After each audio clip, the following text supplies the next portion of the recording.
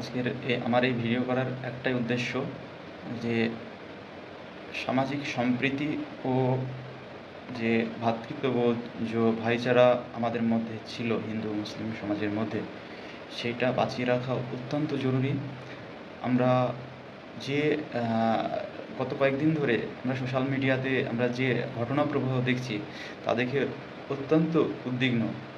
উভয় সমাজের যারা শুভ চিন্তক রয়েছে বা শুভ বুদ্ধিসম্পন্ন মানুষ রয়েছে, উভয় সমাজের মানুষই খুবই চিন্তিত যে এইরকমভাবে চলতে থাকলে তো ভবিষ্যতে খুব খারাপ আর কি আমাদের জন্য অপেক্ষা করছে। মানুষ হয়তো বুঝতে পারছে না যে অ্যাকচুয়ালি এই ঝামেলা, দ্বন্দ্ব, হিংসা, মারামারি এইসব করে কোনো পক্ষই লাভবান হবে না। কোনো পক্ষই লাভবান হবে না, উভয় পক্ষেরই ক্ষতি হবে। কারো কম হবে, কারো বেশি হবে, কিন্তু উভয় পক্ষেরই ক্ষতি হবে। এই জিনিসটা আমাদের সকলকে উপলব্ধি করতে হবে। এই জিনিসটা আমাদের বুঝতে হবে যে আমরা আমাদের চিন্তা, আমাদের ভাবনা, আমাদের বিশ্বাস, আমাদের বিচারধারা আলাদা হতে পারে, কিন্তু একটা জায়গায় সবাই আমরা একত্রিত যে আমরা ভারতীয়, আমরা সকলে ভাই ভাই। সুতরাং আমরা সকাল থেকে আমরা যদি রাত্রি ঘুমোতে যাওয়া পর্যন্ত আমরা দেখি আমরা একে অপরের উপরে নির্ভরশীল বিভিন্নভাবে। ফলে আমরা যদি এখন নিজেদের মধ্যে এই বিভেদকে আমরা প্রশ্রয় দিই, তাহলে আমাদের সমাজটা সত্যিই রসাতলে যাবে। এটা আমাদের ভাবতে হবে।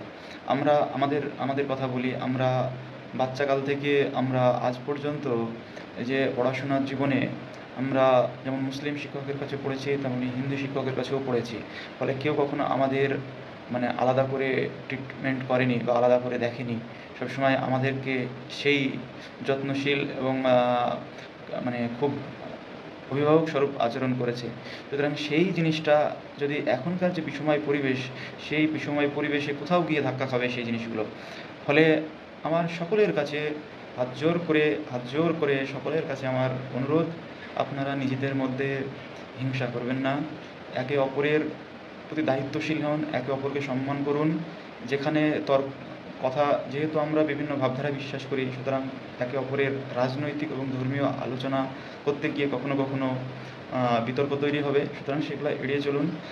আর অবশ্যই চেষ্টা করুন, যেখানে হিন্দু সম্প্রদায়ের ভাই বোন বেশি রয়েছে, সেখানে মুসলিম সম্প্রদায়ের যে মানুষগুলো বসবাস করছে তাদের মাল এবং সম্পদ এবং তাদের নিরাপত্তা নিশ্চিত করুন। ঠিক একইভাবে যেখানে মুসলিম সম্প্রদায়ের মানুষ রয়েছে, সেখানে হিন্দু ভাই বোনদের মাল হোক বা তাদের নিরাপত্তা হোক, তাদের নিশ্চিত করুন, যাতে বাইরে থেকে কেউ না এসে তাদের উপরে কোনো আক্রমণ বা কোনো মালের কোনো ক্ষয়ক্ষতি করে।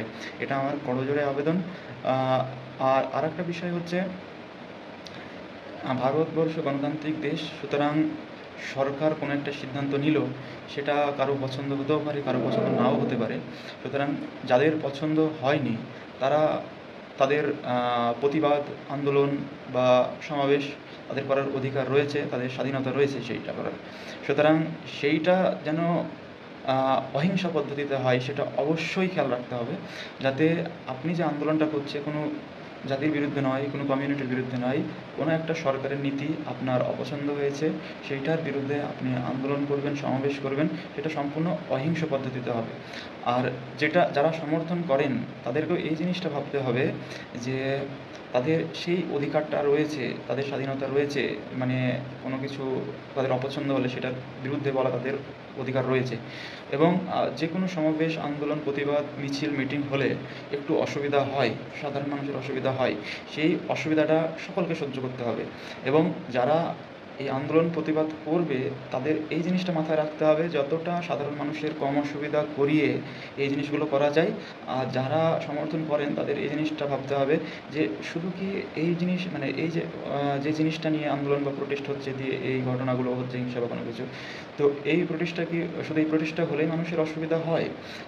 যে কোনো, আপনি ভেবে দেখুন, যে কোনো প্রোটেস্ট আন্দোলন হলেই সাধারণ মানুষের অসুবিধা হয়। এটা খুব সাধারণ একটা ব্যাপার। দুই পক্ষকেই আমি অনুরোধ করব, দুই সমাজের মানুষকেই আমি অনুরোধ করব যে আপনারা একটু সহনশীল হন এবং আপনারা প্রতিবেশীদের শত্রু বানিয়ে তুলবেন না।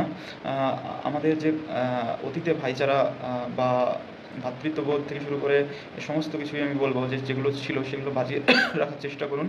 আমাদের উভয় সমাজেরই, আমরা ব্যবসা থেকে শুরু করে আমাদের স্কুল মানে শিক্ষা ব্যবস্থা থেকে শুরু করে স্বাস্থ্য ব্যবস্থা থেকে শুরু করে, হ্যাঁ, তারপরে আমাদের খাদ্য থেকে শুরু করে আমাদের সব কিছু একে অপরের সঙ্গে আমরা জড়িত। ফলে আমরা মানে একে অপরের উপর নির্ভরশীল। সুতরাং সেই নির্ভরশীলতাটার উপরে ভরসা রাখা উচিত এবং সেটাকে আরও আগে বাড়িয়ে নেওয়া যাওয়া উচিত এবং আমাদের ভবিষ্যৎ প্রজন্মকে আরও ভালো উজ্জ্বল রাস্তায় নিয়ে যাওয়া উচিত।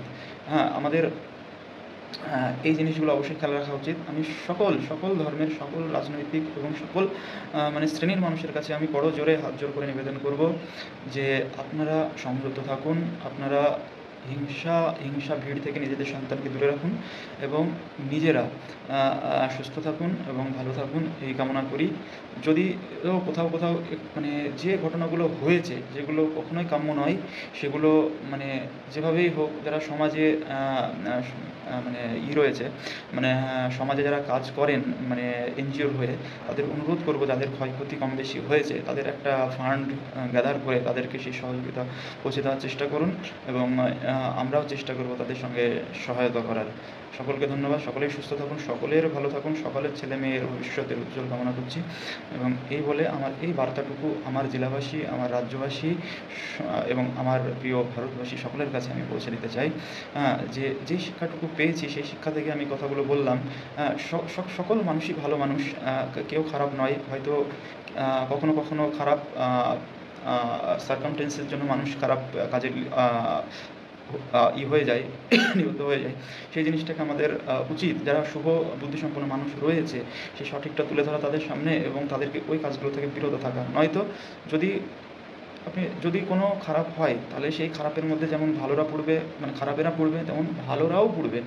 সেই জিনিসটা আমাদের মাথায় রাখা উচিত এবং ভালো সুশিক্ষিত এবং বা যারা মানে শুভ বুদ্ধিসম্পন্ন সমাজের মানুষ রয়েছে তাদের অবশ্যই এগিয়ে আসা উচিত এবং এই জিনিসগুলো সম্বন্ধে মানে নিজের কমিউনিটিতে নিজের সম্প্রদায়ের মধ্যে এই জিনিসগুলো অন্তত কাছের মানুষগুলোকে বুঝিয়ে সেই সব জায়গাগুলো থেকে যদি আমরা দূরে রাখতে পারি তাহলে হয়তো আমরা কিছু সময়ের মধ্যে আরও দেখতে পাবো পরিবেশের অনেক উন্নতি হবে এবং মানে আগের অবস্থায় ফিরে যেতে পারবো আমরা। সকলকে ধন্যবাদ। যদি আমার এই মেসেজটি ভালো লাগে তাহলে আপনারা একটু শেয়ার করবেন আপনাদের কাছের মানুষের কাছে, এটুকু অনুরোধ করি।